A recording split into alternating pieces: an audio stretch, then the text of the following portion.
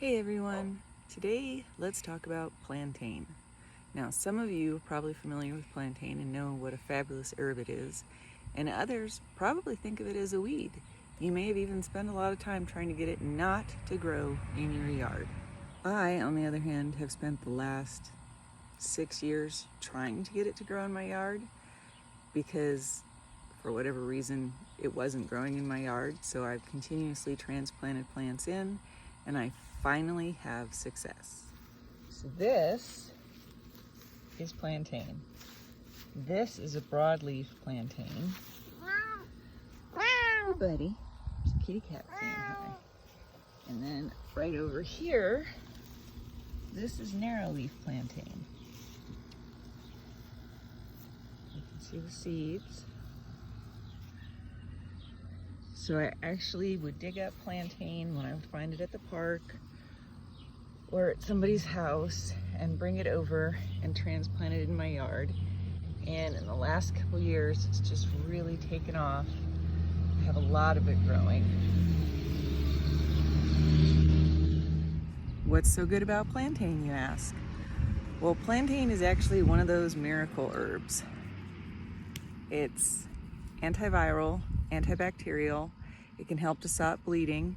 It helps to take the pain away.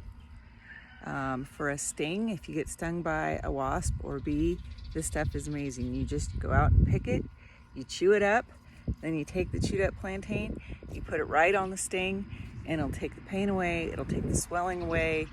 It's amazing. My kids all are familiar with it. They know how to use it.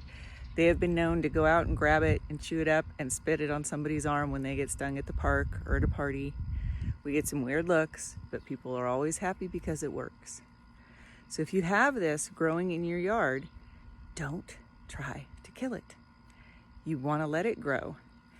You can also use it, you can make healing salves with it, you can pick it and you can dry it, and then you can rehydrate it and use it as a poultice if you have a sting or a really bad abrasion or something.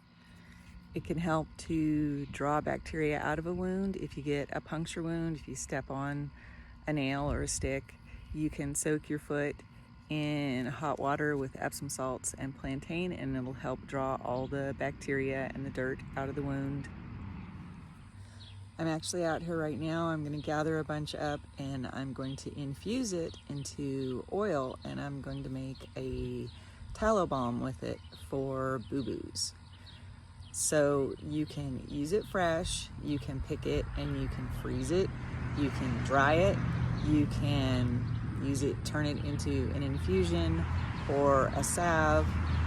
There's so many ways to use this, and it's such a fabulous herb.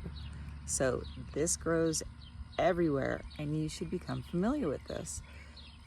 You won't be sorry. It's always good to learn new things and to continuously add to your herbal medicine kit, because you're not always going to have access to whatever mainstream medical says you should have access to. It's good to know what's out in nature, what God gave us to help us to heal.